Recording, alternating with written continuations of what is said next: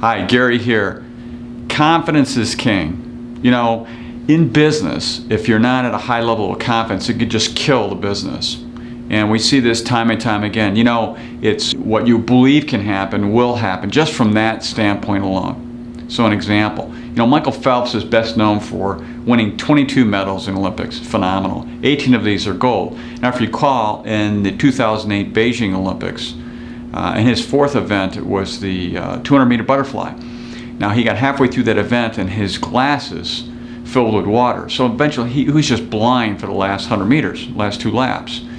He wins the race by about 7/10 of a second, gets out of the pool, and right away the announcer asks him, how is it that you were able to swim those last 100 meters? And he said, well, my coach had me practice in the dark in the pool, turn all the lights off, and said he wanted me to always maintain a high level of confidence and a level of preparedness. And I think that's what it's all about, is many times it is the preparedness level that leads to the confidence as well. Now, in the last 30 years, we've had lots to not be confident about. You know, hyperinflation in the early 80s and the stock market crash in 87 and a really bad recession from the S&L crisis in 90, 91. And that was followed up by the boom and bust of the tech cycle. And the last 10 years have been awful for the market. And we've had this horrible Great Recession in 2008, 2009. So you have to ask yourself, did anybody do well? Of course they did. Look at Steve Jobs from 76 to 84, the rise of Apple and Macintosh. He gets fired, comes back in 1997 and creates all the I's.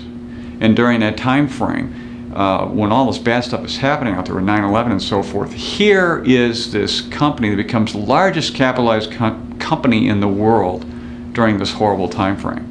So that's, what confidence can do, in circumstances like that. And we see this with business owners in industries that are going backwards, that are compressing and so forth, where they're successful in these environments because they believe they can do that. So how about a couple of little tips along this line? Well, number one is this. Just try to accomplish 3 things each day. Write these 3 things down and just accomplish these 3 things. That alone will keep you positive and confident, day in and day out. Now, if that doesn't work well, if you, on the last post, we talked about in every meeting, ask the question, hey, what are you excited about today, everybody in that meeting, just to get everybody in a positive frame of mind.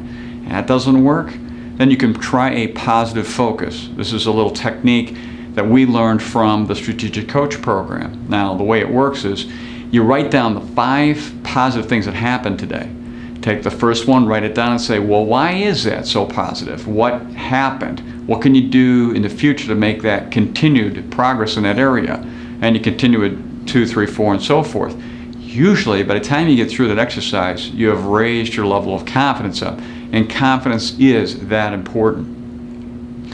So next time I want to talk about a few more of these confidence tips and techniques, especially behavioral change, which is really hard for people right now. This continual, constant, very rapid change. I'm going to walk through that a little bit and talk about how we can keep our confidence level high.